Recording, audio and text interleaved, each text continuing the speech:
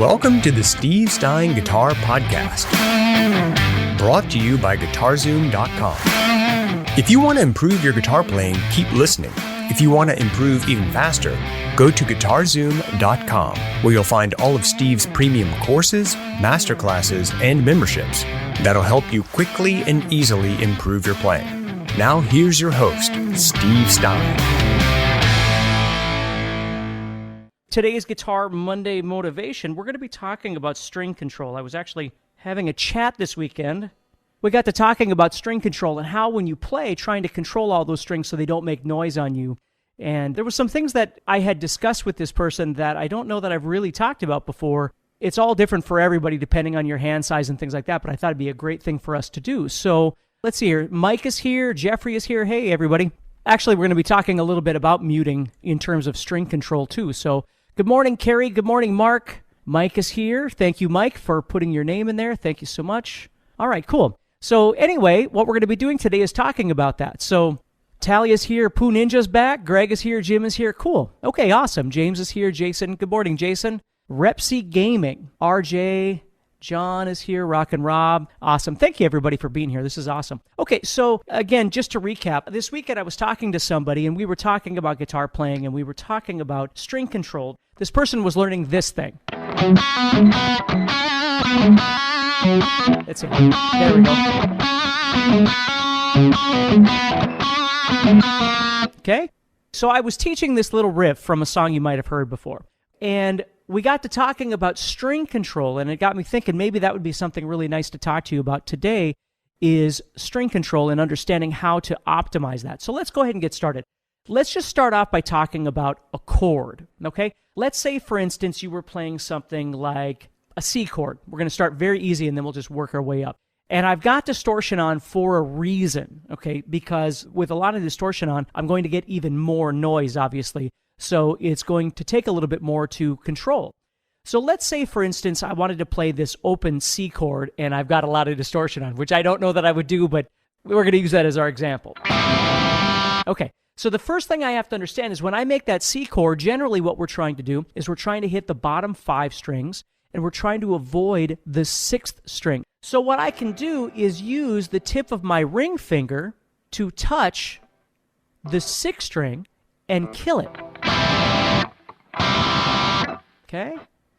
So I can touch the tip of that with my 3rd finger. I can touch that 6th string and I can deaden it out. Okay? So that's something you can learn to do at any time. Let's say, for instance, you were playing a G chord. I'm playing a 4-finger G. But instead of playing this 4-finger G, I wanted to take this 1st finger off and do more of like an AC/DC style G chord. What I could do is lightly touch that 5th string with the bottom part of my middle finger, and it's going to deaden it out.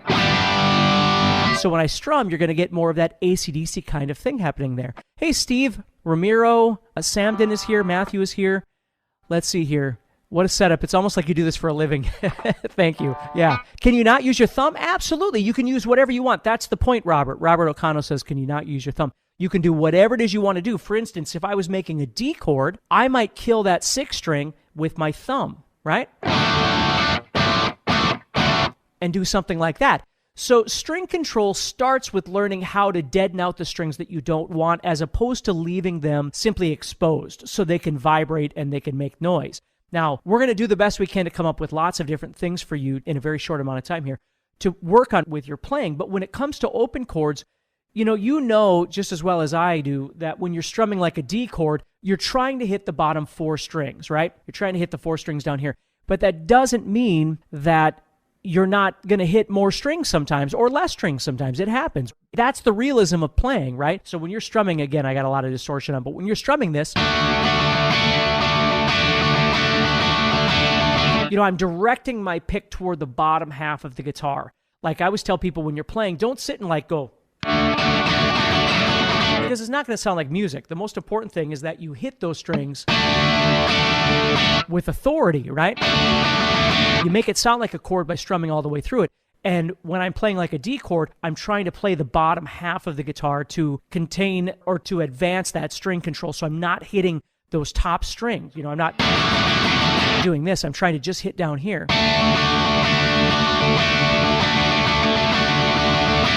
See? Truth Guitar Method is here. James is here. Mohammed is here. Hey, everybody. So that's another thing you can do is try and direct your pick. I always tell people, like, think of your guitar as having like maybe 3 different sectors. You've got a top sector, a middle sector, and a bottom sector. And you kind of decide which ones of those that you want to hit, right? So on a D chord, I'm trying to hit kind of the bottom half, which would be sort of 2 sectors, right? Does that kind of make sense? Okay. Unwanted string noise. This is my biggest problem right now, moving from acoustic to electric. Yeah, and this is something that you want to make sure that you practice on a regular basis, for sure. So just starting off here, and we've got a little bit of time here. I don't want to take way too much of your time, but so when you think about open chords, think about 2 things. Number 1, deadening out the strings that you know you don't want if it's possible. And number 2, strumming in sectors, strumming in different sections of your guitar to avoid any unwanted noise as best you can. So instead of, like with a D chord, think about your pick. You can still do your normal strumming things, but just kind of direct your actual hitting of the strings toward the bottom half of the guitar to avoid that. And then as a safety net, what you can do, for instance, with the D chord, is you could deaden out the 6th string or even the 5th string if you wanted to by bringing your thumb over the top. Now, of course, that's going to bring your wrist up, which is a little bit different than we often learn. But if you can, it's a great way of doing that. If you've got strings above you, like the C chord, and I want to deaden out that 6th string, I touch with the tip of my index, or my tip of my ring finger, that 6th string, and it'll deaden it out. That way, if I accidentally hit it, it's not going to make any noise. If you have a string within a chord, like the G that we talked about, then what you want to do, for instance, if I wanted to make this G chord and I don't want that 5th string, I can take this finger off and I can lightly touch that 5th string with my middle finger and I won't get noise from that string when I play.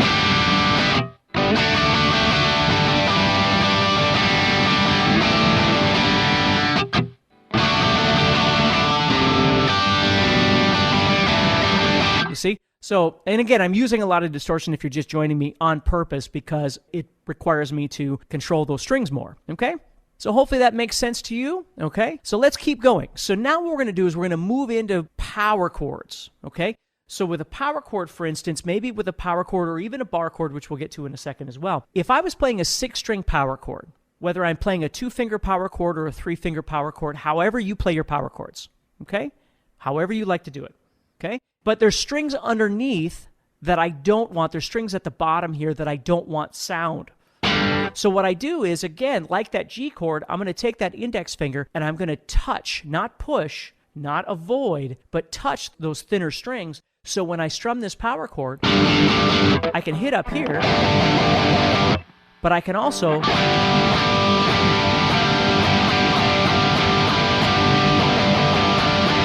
you see, I can control those thinner strings so they're not going to make noise on me. All right? Now, this would go with, I saw somebody mention like a Prince chord. This would go with any kind of chord that you want. So if we think about, again, what I've done with this power chord is now we've got these thin strings down here I don't want. So what I'm doing is I'm lightly touching, okay? So I can control those. I'm lightly touching with my index finger to control those thinner strings. That way I don't have to be careful when I'm strumming. I still want to hit like the top sector, if you will. Okay? But I don't have to worry so much if I hit anything more than that because I'm going to control it anyway. So you want to make sure that you're getting that sound when you're controlling these strings. Now, if I was to play a 5th string power chord, and this will go with like the Prince funk chord, that Show Me Dat Beast put in here. Okay, any of these kind of chords would work just fine. Hey, Peter. Hey, Ian. Hey, Thomas. Monish on Monish, circle of 5th. Everybody's here. This is so awesome. So now what I'm going to do is I'm going to take this power chord. I'm going to move down to the 5th string. So now I'm using a combination of different things I've talked about. Right here, I'm deadening out those thinner strings that I don't want down here with my first finger, and I'm also deadening the 6th string with the tip of my index finger. Now, it's still going to make some sound, but it's not going to make that sound, right? So now with this 5th string power chord, again, maybe I'm really trying to hit just the 5th and 4th strings or whatever it might be. But if I was to hit more, and you can see I'm literally strumming all the strings.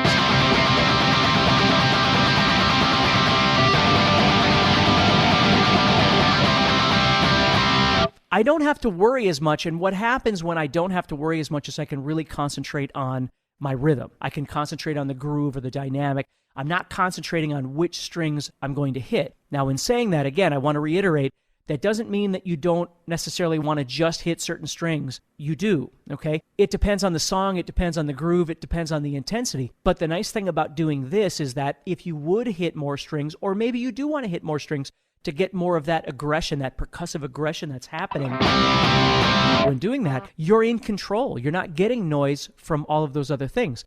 Legit Empire Gaming says, stiff, thick pick today? You got it. Always. Unless I'm playing acoustic guitar, I'm always using a really thick pick. And with this kind of thing, I like a really thick guitar pick to be able to cut through there. Okay, we'll get to palm muting. That's really not what we're here to talk about, but we'll get to that in just a second. Because it is part of string control, but we're going to talk about it in a string control manner. So just hold your horses, okay? So if that makes sense, that's how you can control all of these strings when you're playing chords. So even if you were playing a funky chord, and again, I got the wrong tone for this, but you get the idea. Okay, so like right there, I'm playing 5, 4, 3, and 2. I'm deadening out the first string, and I'm deadening out the sixth string.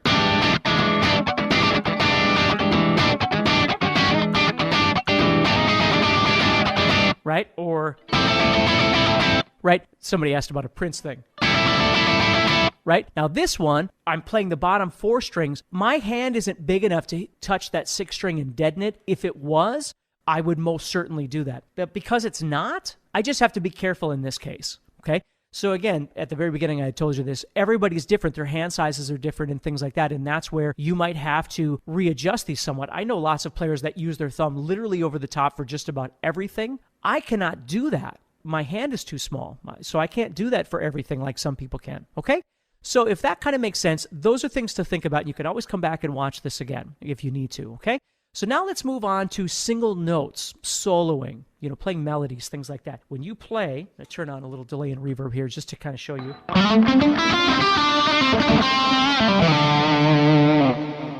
Okay, when you play,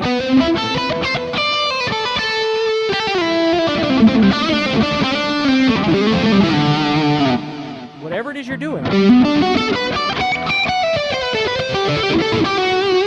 the goal here is that you're using all those same tools, but you're using them with a lot more effectively, but you're using a lot more of it at the same time. So let me show you something that you can work on. So let's say you just took a simple scale. Maybe it's the Band-Aid. Yeah, I was hanging something yesterday and I decided to put the drill through the side of my thumb, so that's why I got that today. Maybe you're just playing a major scale, or maybe you're playing a pentatonic scale, or whatever it might be. I'm going to show you with the pentatonic again, because just to make this super easy. So with a pentatonic, we know we've got 2 notes on each string, right? So when I go to play the 6th string, I'm already deadening out all 5 strings underneath with my first finger, okay? So as I move down the guitar, of course, my first finger needs to keep moving down, and there's less strings for it to control. So as I move, as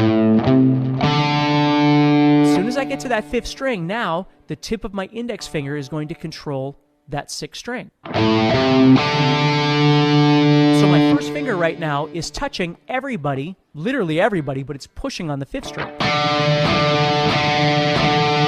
So you can see if I strum, and this gets into like funk style strumming, Stevie Ray Vaughan, that kind of stuff, is that same kind of thing where what I'm doing is I'm pressing on the 5th string and I'm deadening out everything else with my first finger. So the only thing you're hearing is that 5th string. Now, if I was really loud on stage or something like that, this is very important because everything isn't feeding back, right? The strings aren't vibrating. So when I'm on the 6th string, I'm controlling everything with the bottom of my index finger. When I get to the 5th string, I'm now controlling the 6th string with the tip of my index finger.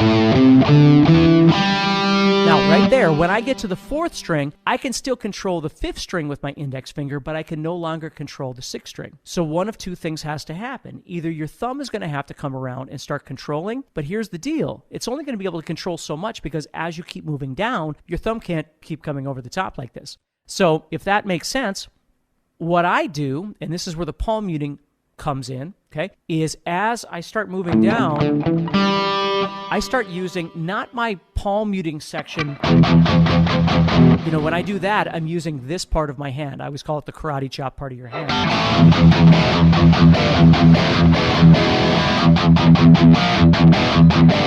Right? I find that spot right back here. Or to get the palm mute sound that I'm looking for, right? That's how I would do a normal palm mute. Now what I'm doing is I'm not really palm muting, I'm trying to deaden the strings. So if I do a typical palm mute, I'm going to be touching more strings that I would probably want to use, right? They're all going to wind up getting muted. So what I do is I turn over and start using this part of my hand right here, kind of where the pad of my thumb. Now, again, I don't know what it's like to have different hand sizes. I just have my hand. So you might have to readjust this, but watch this. So as I play, when I get to the fourth string,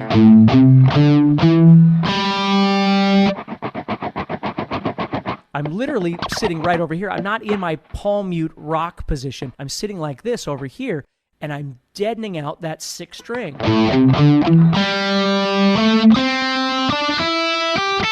And as I play, I keep moving that part of my thumb down to control those strings as I go. You see? Let me kind of get caught up a little bit here.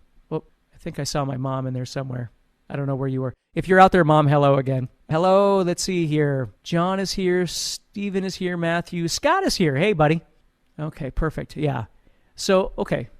Yeah, this video will be available later on as well. You'll be able to watch this on YouTube or Facebook or wherever it is you are. Okay? So, as I move down, that comes in. Okay? And starts controlling all of that. Because again, what I'm really looking for when I'm playing, especially with distortion, without distortion, I think it really doesn't make any difference, but you certainly notice it with a lot of distortion. I'm trying to keep all the notes separate, right? I'm trying to keep them independent, unless I don't, if I want more notes at once or something, that's a completely different story. But as I'm playing, I want to try and keep everything connected, but not overlapping each other, right?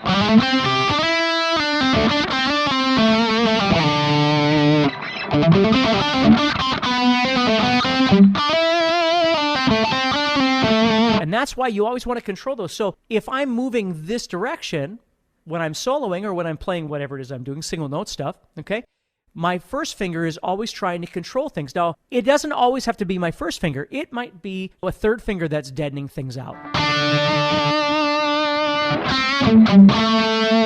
Right? But you'll notice whenever I play, if I get done with a phrase and I'm maybe doing a vibrato or something, see, I'm controlling everything.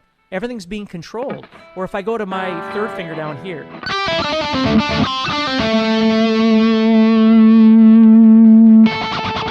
see, my first finger comes up. I don't just do this, right? And I start controlling everything around it as I play. Now, it takes a while to learn how to do this, okay? If you've never done this before, you have to figure out what's the best way of doing this for yourself, too. But the analogy I've always told people with this is when you're playing, let's say you're on stage and you're doing a solo or something like that, the audience is watching your fingers and they're watching your facial expressions or whatever it might be. That's all the stuff that's showcasing, right? But really, and I call that the stuff that you write if you had a piece of paper. That's the fancy stuff, the stuff you're writing on the lines, right? But the control is happening between those lines. That's where the control is happening. And it's the control that makes everything sound good. The notes might be good, right? But if you don't have that control, that string control, the problem is you're going to get a lot of, all of this stuff's going to start happening. You don't want any of that kind of stuff. So you really want to make sure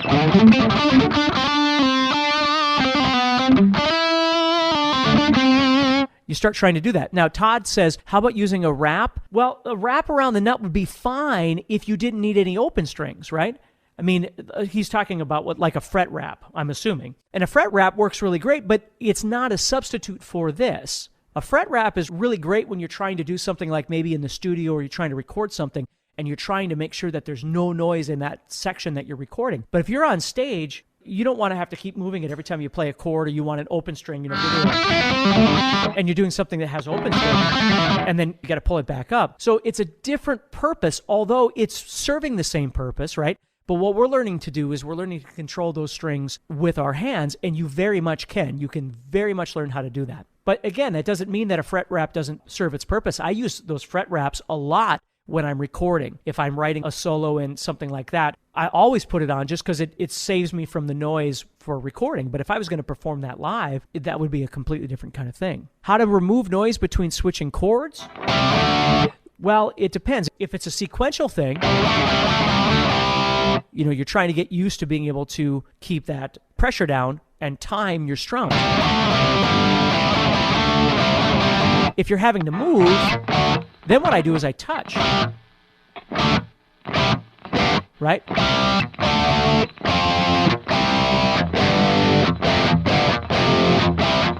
So I'm always touching here in between. If they're really fast, it's a timing thing.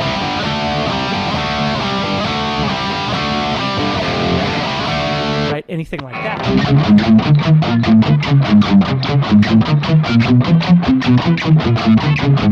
That's a timing thing. But when you're trying to play, you might stop them in between. If they're open chords, oftentimes you want those strings to ring out. So you get that kind of sound.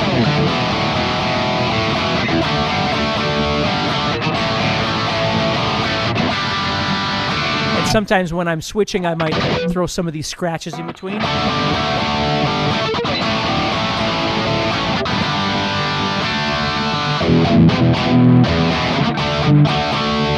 You see what I mean? So it's all about control. And when I'm doing this, I'm going back to what I talked about earlier. I'm deadening out what I don't want, and I'm just bashing the guitar because I want this aggressive sound, right? And right there, look what happens. My thumb with my little Band-Aid comes over the top on that A power chord, right? So I'm deadening out that 6th string. There's my G, deadening out the 5th string. Deadening out the 6th string. It's always there, okay? So you want to make sure that you control all those things. So that's what I wanted to talk about with you today. Hopefully that makes sense. Now, if you're playing something that's really heavy, a lot of distortion, that sort of thing, another thing to be aware of, 2 other things for string noise. Number 1 is, what you'll notice is anytime I'm not playing, my volume is off. Anytime I'm not playing, my volume is off. Even in songs, if there's a break, my volume gets shut off. Like I'm never, like this. Now, again, I've got a noise gate on, so you're not going to hear it much, but there's never a time. I learned how to do this in college. I learned the hard way that you want to shut off your volume anytime you're not playing. It's literally, you'll see me do that all the time. Right? And you can love string noise, but string noise like this is not wanted string noise, right?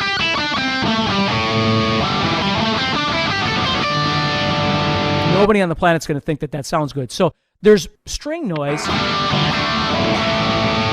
bashy kind of string noise, but you have to learn to control things. Otherwise, you're just going to wind up with a lot of noise. And again, my volume will always be off whenever I'm not playing, okay? The other thing is that you can use, again, I just mentioned this, what's called a noise gate, which I think I have one on there. I've got my Kemper on right now. And right there, I've got my noise gate off. Now, if I turn my volume down, okay, there is a story behind that, Robert. See? But if I turn the noise gate on, it's going to pull some of that out. So if I'm doing something really heavy or I've got a really heavy preset, oftentimes I'll have that noise gate pushed up, but it depends. If it's a heavy channel that I use for a whole song and I need to back down the volume, I have to be very careful with that noise gate, because if I set it too high and I lower down my volume, it's going to want to pull away that signal. Where I have the volume or the noise gate on this particular thing set very, very low. Because again, when I'm playing, I never leave this on. This is never on. So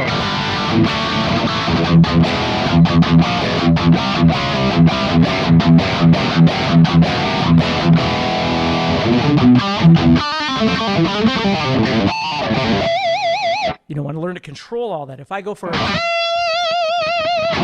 again, I'm touching everything here.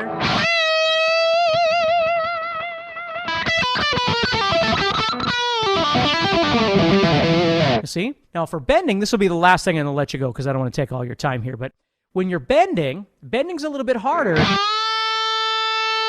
because you get in the way of another string, don't you? So again, I'm controlling all these strings up here, but there's a spot where the string is going to come up. I want to be just above that so I don't kill that bend. And see, when I come back down, if I don't touch that, I'm bending the second string. So if I don't touch that third string, it's going to make noise. Right? So you'll see my first finger will come up and it'll start touching. And